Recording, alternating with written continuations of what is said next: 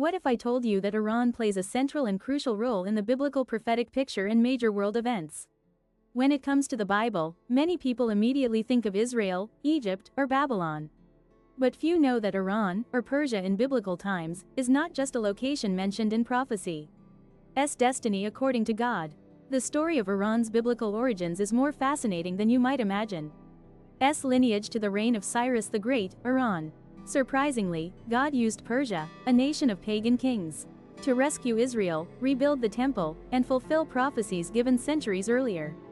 In this video, we will explore how the Bible reveals the origins of the Iranian people, their rise to power, and their central role in shaping the world's future. What we are about to discover will change how you view Iran, not just as a modern nation but as a key player in God's grand plan for the world. Join us in exploring in today's video. We must go back to the story of Noah and his descendants after the Great Flood. Noah's 3 sons, Shem, Ham, and Japheth, became the ancestors of all the nations on earth. According to the Table of Nations in Genesis chapter 10, one of Japheth's sons was Madai, the ancestor of the Medes. Later, the Medes became closely associated with the Persians and together laid the foundation for the Persian Empire, one of the most powerful empires in human history. Madai's descendants, the Medes, settled in the Persian region, which later became modern Iran. Thus, according to the Bible, the ancestors of Iranians trace back to Japheth through Madai, placing them in the biblical narrative from the early days after the flood. This connection ties Iranians to one of the oldest genealogies in the Bible, and sets the stage for their significant role in human history. Over the centuries, we witness the rise of Persia, a kingdom that would play an indispensable role in the biblical story. The Medes and Persians formed an alliance under the leadership of Cyrus the Great, the founder of the Achaemenid Empire, also known as the First Persian Empire. At its peak, the Persian Empire stretched from the Indus River to North Africa, including many key biblical regions such as Israel, Babylon, and Egypt. However, Persia's importance goes far beyond military power and territory. The remarkable aspect lies in how God used this empire to fulfill his promises to the nation of Israel. In 586 BC, the Babylonian Empire under King Nebuchadnezzar conquered Jerusalem, destroyed the temple, and exiled the people of Judah. The Israelites were held captive in Babylon for 70 years, as prophesied by Jeremiah. Then, in 539 BC, everything changed, when Cyrus the Great, the Persian king, conquered Babylon. The book of Ezra begins with a decree from Cyrus, allowing the Israelites to return to their homeland and rebuild the temple in Jerusalem. This event is recorded in Ezra chapters 1-4, where Cyrus declares that, "The Lord, the God of heaven, has given me all the kingdoms of the earth, and has charged me to build him a house at Jerusalem in Judah." Remarkably, Cyrus, a pagan king, was mentioned by the prophet Isaiah more than a century before his birth. In Isaiah chapter 44 verse 28 and Isaiah chapter 45 verse 1, God calls Cyrus by name and appoints him as the one to carry out his will to restore Israel. This is one of the most miraculous moments in biblical history, when Persia, a nation outside God's covenant, became his instrument of redemption for the people of Israel. This marks a sad turning point for Israel's central role in God. One of the most remarkable aspects of Persia's biblical legacy is the role of Cyrus the Great. God not only called him by name before his birth, but also called him his anointed one. In Isaiah chapter 44 verse 28 and Isaiah chapter 45 verse 1. A title typically reserved for Israelite kings. How could a pagan king be called God's anointed? This shows that God can use anyone, even those outside his covenant, to fulfill his purposes. Cyrus's decree was not merely a political move but also a fulfillment of prophecy. Jeremiah prophesied that the Babylonian exile would last 70 years, and Cyrus's ascension marked the end of this period's leadership. And with Cyrus, the temple in Jerusalem was rebuilt, marking a crucial step in Israel's national restoration. God used Persia not only to defeat Babylon, the nation that oppressed Israel, but also to facilitate Israel's rebirth as a nation. This is a powerful reminder that God's plan is greater than any empire, and he can use even the most unlikely figures to accomplish his purposes. Role in biblical history. The book of Esther provides another powerful example of how God used Persia to protect his people. This time during the reign of King Xerxes, known as Ahasuerus in scripture. A vicious plot was hatched by Haman, an official in the Persian court, aimed at destroying the Jews living in the empire. Haman's hatred led him to manipulate the king into issuing a decree permitting the annihilation of all Jews. However, through God's providence, a young Jewish woman, named Esther, had become queen of Persia. With encouragement from her uncle Mordecai, Esther courageously took a dangerous step, approaching King Xerxes and revealing her Jewish identity to plead for her people's survival. Esther's intervention led to a dramatic reversal. Evil scheme, he ordered Haman, and issued a new decree allowing Jews to defend themselves against their would-be destroyers. Today, annually during the Jewish festival of Purim, Esther is remembered as a reminder of how God used Queen Esther in the Persian Empire to preserve the Jewish people. God's hand is clearly visible throughout the story, as he used the Persian Empire as the instrument for his people's miraculous deliverance from destruction. This further demonstrates that the Persians, though not part of the covenant people of Israel, played a vital role in executing God's plan. Persia was not merely an observer but an active participant in ensuring Israel's survival. A people destined to bring forth the Messiah. One of the most powerful examples of how Persia was used by God appears in the book of Daniel. Daniel, a Jewish prophet living during the Babylonian exile, served in the courts of both the Babylonian and Persian empires. In Daniel, we see a series of visions revealing the rise and fall of empires, including Persia. In Daniel chapter 2, King Nebuchadnezzar of Babylon had a dream about a great statue made of different materials. Each part of the statue represents a world empire. The statue's silver chest and arms symbolize the Persian Empire. 1. The Persian Empire would succeed Babylon to become the dominant power in the ancient world. 2. Then, in Daniel chapter 7, Daniel himself had a vision of 4 beasts representing 4 successive empires. 3. The second beast, a great bear, symbolized the Persian Empire.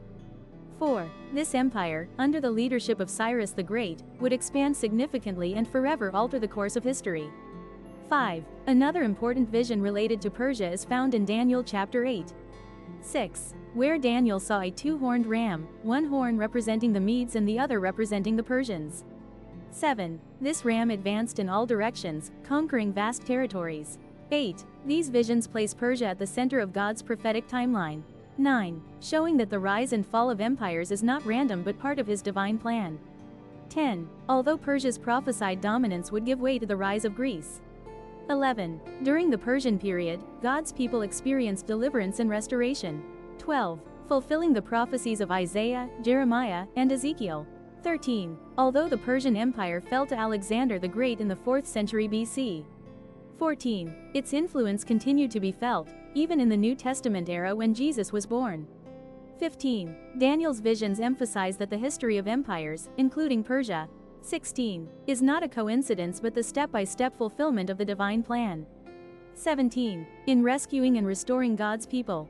18. The Persian Empire was replaced by Greece and then by Rome.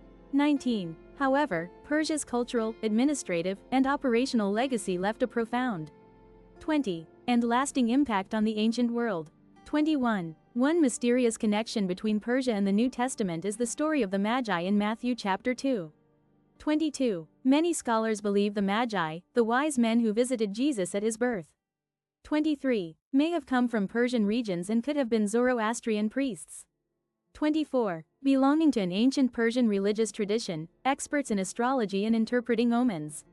25. The journey of these Magi to worship the newborn King of the Jews. 26. Not only highlights Persia's enduring link to the biblical narrative but also shows that 27. Even after the Persian Empire fell, its intellectual traditions continued to influence the ancient Near East. 28. It was these Persian scholars who recognized the significance of the star heralding Jesus' birth. 29. Adding meaning to the event. 30. Additionally, the Persian Empire's legacy of tolerance toward diverse cultures and religions. 31. Created a conducive environment for the spread of Judaism and later Christianity throughout the Roman Empire. 32. The Persian Empire was known for its policy of allowing its subjects to maintain their own beliefs. 33. A tolerant view that influenced later empires including Rome. 34. This environment of religious freedom contributed to the prosperity of Jewish communities across the region. 35. Creating a network for the spread of the gospel.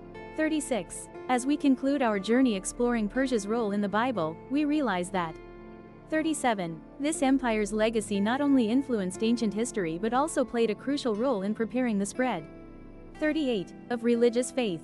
39. It is essential to consider the future of Iran in light of biblical prophecy. 40. As scholars and theologians believe, Iran, known in the Bible as Persia, 41. Will play a significant role in end-time events. 42. One of the most important prophecies concerning Persia appears in Ezekiel chapters 38 to 39. 43. Where the prophet describes an alliance of nations that will one day oppose Israel in the last days. 44. Among these nations is Persia, which will join forces with Gog of Magog and other nations. 45. In a great battle known as the War of Gog and Magog. 46. This prophecy is often viewed as a yet-to-occur event, describing the final confrontation. 47. Between evil forces and God's people with Israel at the center of the conflict. 48. Although the exact timing and nature of this war remain subjects of debate. 49. The belief that modern Iran represents Persia in this prophecy indicates that Iran's influence in the region, 50. Will continue to have spiritual significance in the end times. Daniel's prophecies about the rise and fall of empires, including chapter 34, point to a deeper theme of God's sovereignty over nations. This demonstrates that no empire, no matter how powerful, is beyond God's control. He is the one who establishes nations and also the one who will bring them down according to his divine will. As we observe modern events in the Middle East, including tensions between Iran and Israel, we must remember that these events are part of a much larger story. A story that begins in the pages of Scripture and will culminate in the fulfillment of God's promises. The story of modern Iran, which traces its origins to biblical Persia, is one of the striking examples of how God can use seemingly unlikely nations to accomplish his divine purposes. From the aftermath of Shapur to Media, from the rise of Cyrus the Great to the prominent role of Persia in restoring Israel and protecting the Jewish people in the Book of Esther, Persia played a crucial role in biblical history. In summary, according to prophecy, Iran will play a role in helping Israel become strong. So why are current Iran-Israel relations so tense that war warnings are sounded? Are the biblical prophecies wrong? Things are not that simple. Iran and Israel once had quite close relations. When Iran was under Pahlavi dynasty rule for over half a century, Iran-Israel bilateral relations were not negative. Iran was the second Muslim-majority country to recognize Israel in 1950, after Turkey. At that time, Israel also quickly established relations with non-Arab countries, including military and security cooperation with Iran. During this period, Tehran and Tel Aviv became close based on tight cooperation in military, technological, intelligence, and oil matters. Iran then viewed Israel as a gateway to receiving significant U.S. support and funding. However, the 1979 Islamic Revolution in Iran created a turning point, sending relations between the two nations into an uncertain orbit. Shah Mohammad Reza Pahlavi was overthrown and the new supreme leader of the Shia Islamic Republic of Iran, Ayatollah Ruhollah Khomeini, pursued a very different foreign policy, focused on anti-imperialism. According to historians, Shia Muslims in Iran had long considered Israel an illegitimate state, which had seized Muslim and Arab lands and expelled Palestinians from their homeland. They believed Israel should be replaced by a non-religious state where Muslims and Jews could live equally. This was clearly expressed in the early speeches of Iranian Supreme Leader Ayatollah Ruhollah Khomeini, who identified two main enemies of Iran, the US and Israel, emphasizing that Israel must disappear to liberate Jerusalem. Just 3 weeks later, Tehran severed relations with Israel, shifting to a foreign policy closer to Arab nations, even converting the Israeli embassy into the headquarters of the Palestine Liberation Organization, PLO. This move angered Israel. Tehran also positioned Iran as the defender of the Palestinian cause and against its main enemy, Israel. For 40 years since this milestone, Iran-Israel relations have grown increasingly tense with many key developments. In 1982, Iran's Islamic Revolutionary Guard Corps established the Shia militia Hezbollah in Lebanon, an Arab country with a large Shia community. Hezbollah fought against Israel when it sent troops into southern Lebanon in 1982 and occupied the area until 2000. At this time, although Israel was no longer friendly with Iran as before, it did not resist the opportunity to sell weapons to Iran. Military relations continued for a few years, from 1981 to 1983. Israel sold about $500 million worth of weapons to Iran, mostly paid for with oil. By the mid-1990s, Israel grew increasingly concerned about Iran restarting its nuclear program, which had been interrupted after the 1979 revolution. Although Iran repeatedly denied it, Israel believed the country was seeking to develop nuclear weapons. The nuclear issue in Iran has since been consistently regarded by successive Israeli prime ministers as the top regional threat. After the collapse of the Soviet Union and Saddam Hussein's regime in Iraq, the war of words between Iran and Israel became increasingly fierce. In the early 2000s, tensions continued to rise as Iran made progress in developing long-range ballistic missiles capable of carrying nuclear warheads. Conservative President Mahmoud Ahmadinejad came to power in Iran in 2005, pushing relations between the two countries to an unprecedented low. This leader repeatedly threatened to wipe Israel off the map, while pushing Iran to achieve new milestones in its nuclear program, ready to pursue uranium enrichment efforts. At this time, Israel also engaged in fierce competition with Iran in former Soviet republics, particularly Azerbaijan, which even established an alliance in Baku to counter Tehran. In 2006, when conflict broke out between Israel and Hezbollah, Tehran was allegedly supplying weapons to this Lebanese armed group, enabling them to attack deep into Israeli territory. In 2009, Iran harshly criticized Israeli and American intelligence agencies, accusing the two countries of sabotaging their nuclear program with a cyber malware called Stuxnet. Iran also believed that Israel had assassinated several specialized physicists and engineers in Tehran. On Israel's side, Prime Minister Benjamin Netanyahu frequently implied he would attack Iran if the international community did not prevent Tehran from developing nuclear bombs. In response, Iran asserted it would not hesitate to retaliate against any attack from Israel. When the US and other powers signed the Joint Comprehensive Plan of Action, abbreviated as JCPOA in 2015, with Iran, also known as the Iran nuclear deal, Israel reacted strongly, believing this could not prevent Iran from possessing nuclear weapons. Tear it up. In his speeches on this issue, when billionaire Donald Trump was elected US president, he frequently expressed support for Israel, promising to withdraw the US from the worst deal ever, and subsequently decided to pull the US out of the JCPOA on May 8, 2018. With the US withdrawal from the JCPOA, Iran was no longer restricted from enriching uranium, and proceeded to rebuild its nuclear facility at Natanz, further increasing tensions with Israel. The peak occurred on October 1, when Iran launched a major missile attack on Israel, in retaliation for the assassinations of leaders from both Hamas and Hezbollah, forces backed by Tehran in Palestine and Lebanon.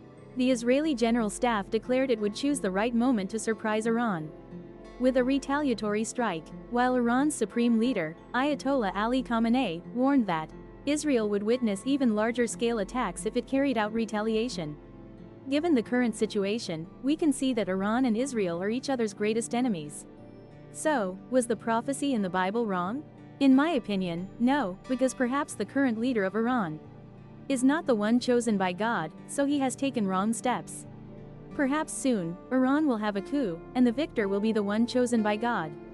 And this person, along with the country of Iran, will play a role in helping Israel develop to a state of prosperity in the final period as prophesied in the Bible. What do you think about this perspective?